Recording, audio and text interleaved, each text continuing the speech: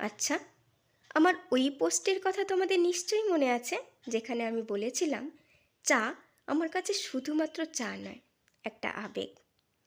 মাথা ব্যথার পাশাপাশি লোকের ট্যারা কথা হজম করার অ্যান্টাসিড, শীতের উষ্ণতা আর নিঃসঙ্গ বিকেলের সাথে।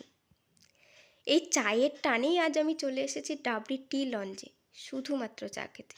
হুম, আজ কিন্তু আমি একা নেই, সাথে আছে কিছু প্রিয় মানুষ। ভীষণ সুন্দর একটা প্রাকৃতিক পরিবেশ, কিছু প্রিয় মানুষ, সাথে চা, এই এক অন্য অনুভূতি। তবে এখানে সবচেয়ে স্পেশাল হলো চা পাতা ফুলের পকোড়া। ভীষণ ইচ্ছে ছিল নেওয়ার চায়ের সাথে টা হিসেবে, কিন্তু আমার সহচরীরা জানিয়েছে এই পকোড়াটা নাকি একটু তেতো হয়। চা পর্ব শেষ, এবার কিছু ছবি তোলা যাক। স্মৃতির পাতাতেও তো কিছু ফ্রেমবন্দি করে রাখতে হবে নাকি? চলুন।